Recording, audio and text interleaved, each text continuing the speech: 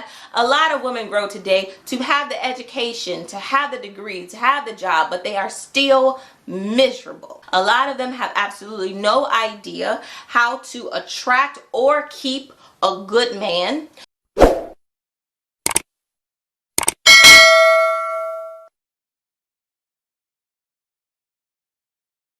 Oftentimes, our mothers are our first role models as girls. Our mothers teach us what it means to be feminine, what it means to be womanly.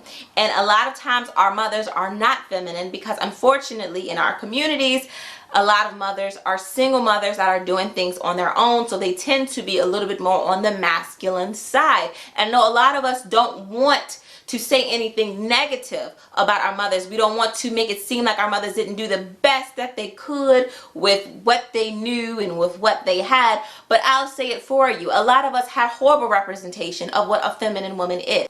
The same way we say a woman can't raise a boy to be a man because a boy needs a man in order to know what a man is and what a man does, it's the same thing when it comes to being a woman. In order for a girl to grow to be a woman that is feminine, she needs that representation young. And if she doesn't have it, she's not going to grow to be that way. Growing up, oftentimes feminine representation kind of looked like some little helpless Disney princess that was waiting on a prince to come save her, or some dumb blonde that was a spoiled rich brat. As if. What, like it's hard? Or some big booty hoe that was being disrespected in a music video, or a woman that was very abused and that had no voice and that was some type of victim. These are often what we had to go by for what it meant to be feminine as young girls. And so if it's not something that's admirable, if it's not something that's respectable, of course girls don't want to grow up to be like that. But you know what female stereotype is admired and respected and glorified and acknowledged and overvalued in the black community?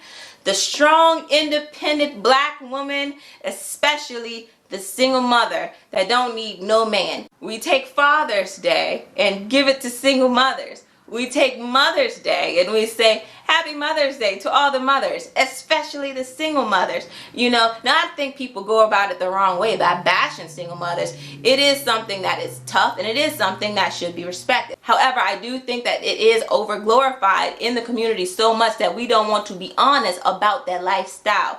That is depressing. It is stressful. It is unhealthy, not only to the woman itself, but to her children. And so because that strong, independent woman was the representation of what a lot of women had, a lot of women grow today to have the education, to have the degree, to have the job, but they are still miserable. A lot of them have absolutely no idea how to attract or keep a good man.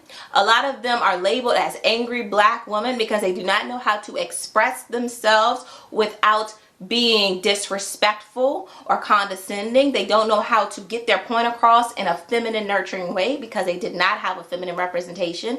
A lot of them have no idea how to maintain a social life and to keep bonds with other women because they did not have a feminine representation. A lot of modern women have a lot of insecurities when it comes to their physical appearance and their bodies because they were never taught by a feminine woman how to maintain, embrace, and properly nurture their body. And so they do all these type of things to cover up their insecurities. A lot of modern women are stressed, depressed, lonely, low sex drive, having issues getting pregnant, and so many of this could be prevented if they had a feminine role model to teach them how to be a woman. And so again, many of us don't want to hurt our mother's feelings, so we don't want to suggest that she didn't do a good job raising us. But the truth of the matter is, many of us women had a horrible representation of what a feminine woman is. She did not have a submissive feminine woman to look up to. Therefore, she is not a feminine submissive woman today. She looked up to a single independent woman that didn't need a man, and so today that is what she is. Number two kind of ties into number one a little bit, and that is a lot of modern women, and men for that matter, have the wrong idea of what it means to be submissive in a relationship. A lot of men and women have a tainted an imbalanced understanding of submission nowadays. It's amazing how many women have said to me something along the lines of, oh, so in order for me to have a good man, that means I gotta be weak, and that means I gotta be stupid, that means I gotta think the man is superior to me. Like, That's not what it means. I would never tell a woman to think like that. But that is what a lot of sisters think of when they think of being submissive. They think that that means that they are a slave, that they have no voice, that they can't have goals, they can't have any purpose in life aside from cooking and cleaning. A lot of times when we think of submission nowadays, we think about that scene on Coming to America, the first movie. What do you like to do? Whatever you like. What kind of music do you like? Whatever kind of music you like. Look, I know what I like. And she has no goals of her own, no opinions of her own. She's there simply to serve, satisfy, and obey him. And though there are many men that push that narrative and that push that idea of submission, that is not what it means. If it were up to some of those misogynistic men, I wouldn't have a YouTube channel. But I don't listen to those types of men. I know that my role in society is completely different than what my role is inside of the home. In society, I am a leader, I am influential, I am a powerful woman, I am a coach and a mentor. But behind closed door, yes, I am submissive.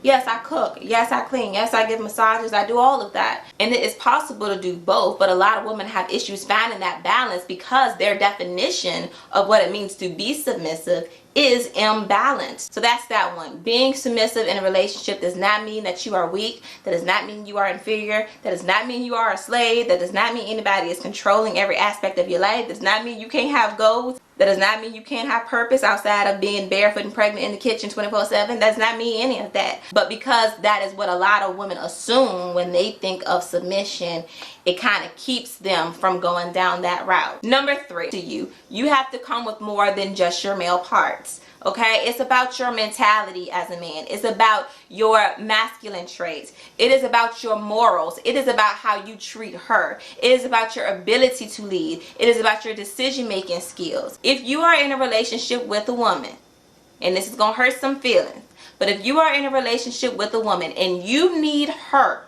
for masculine traits like provision just as much as she needs you, then that would mean that without her, you would struggle in some way or another. If a woman knows that you need her to be in her masculine in order to provide for you, then 9 times out of 10, she is not going to be submissive to you because now she has a certain level of power over you.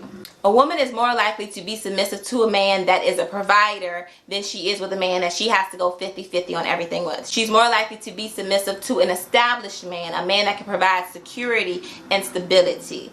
These things help a woman tap more into her feminine. And one of the most feminine things a woman can do is submit to a man. So if you as a man are taking for granted and not seeing the value and the power that you possess when you tap into those masculine traits and attributes that you have naturally, then why should a woman acknowledge and see value in that? As a man, you have the power to really run some ish.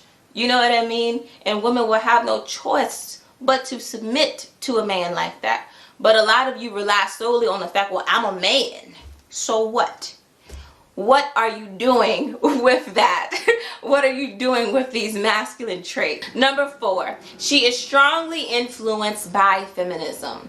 Yes, a woman can identify as a feminist and still be married to a man or still be in a relationship with a man. If a woman is strongly influenced by 2nd and 3rd wave feminism, she will likely feel that she is oppressed as a woman. She will feel that one of the worst things that could ever happen in life is to be born a woman. But at the same time, she feels that being a woman is very powerful. But anyways, a lot of them feel like being submissive in a relationship is just another form of oppression. Again, this kind of ties into having the wrong idea of what it means to be submissive. And not all feminists feel like they are oppressed. Some of them feel like because they do know the power that they have as women, that they should be the ones that are in control. They believe that everything should be matriarchal. And I know that a lot of people are not going to agree with this and not going to like this, but whatever. I feel that the black community is already kind of matriarchal. Because if you think about it, oftentimes the woman is the head of the household. The woman is calling all the shots. The woman is the sole provider. It is the big mama that people fear. It is the big mama that people respect the most. It's the grandmama that, you know, if you have a new boyfriend or a new girlfriend, you bring them to meet grandmama, you get grandmama's approval. The woman is the one that's raising the babies. The woman is the one that's disciplining the babies. The woman is the one that's left to protect the babies. It's already kind of matriarchal. And we kind of see where that's gotten us. I just don't see how anything positive has come from that, you know. And I can see how anything would work from a matriarchal or patriarchal standpoint if here in America we live by some type of rites of passage and we were raised to value the family structure and the foundation and things like that, but we're not. We're raised with dysfunction and trauma and resentment towards the opposite sex. We're not taught how to raise children properly with two parents, and so I don't think that would work. But a lot of sisters with that feminist mentality, despite knowing they cannot make good decisions for themselves, they still feel like it should be matriarchal, where women should be left to make decisions for all of us. And I just don't agree with that. And number 5 is she just does not trust you in one way or another. Either she doesn't trust that you have her best interest in heart and mind, or she does not trust your decision-making skills, or she does not trust your leadership skills. Whatever it is, she does not trust you. Something that we all need to acknowledge as men and women is that our lives are a reflection of the choices that we make every day. And so if we do not have the wealth that we want, if we do not have the health that we want, if we do not have the peace that we want, if we do not have the relationship that we want, that is a reflection on our decision making skills.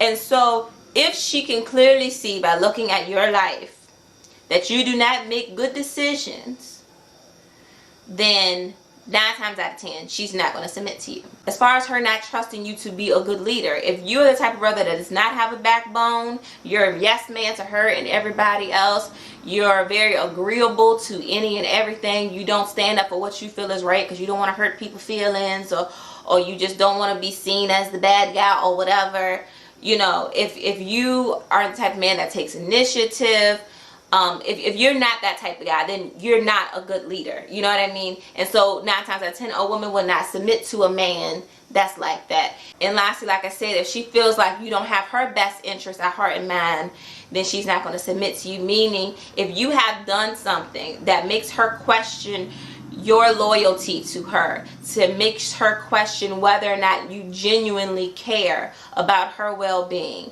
that makes her question whether or not you really want her to succeed, if you care about her mental health, her emotions, if you care about her reputation, any of this stuff, if you've done something, anything that suggests that you don't really care and you just want her to be submissive for your own gain and your own benefit, and none of it has anything to do with helping her in any way, then 9 times out of 10 a woman is not going to submit to you, because why should she?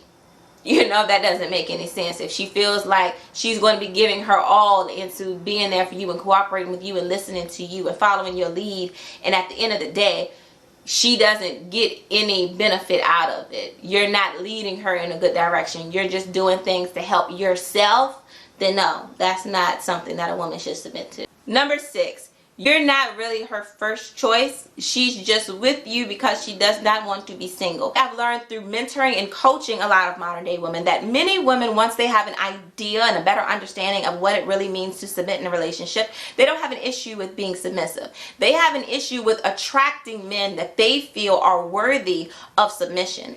And so they enter these relationships with men that they don't feel like they have to submit to because they can't attract those type of men for whatever reason. Oftentimes when women feel like they're settling with a man, they have some type of resentment towards them, and so they kind of punish that man subconsciously by not being submissive to him. And it may not be something that you're necessarily doing wrong, but because you were not her first choice, you're not who she actually wanted to be with, she's not going to submit. to you. And then of course it could be something that you're doing wrong. You may lack in certain masculine areas like I just talked about. She may feel like you're overly emotional. She may feel like you're not a very accountable or responsible man. She may feel like you're too much of a yes man. You don't have that backbone or whatever. Some of the things I've already discussed. But at the end of the day, if you are not her first or second choice and she feels like she's settling with you in whichever way, a woman is not going to be submissive to you. She's going to kind of resent the fact that she's kind of stuck with you.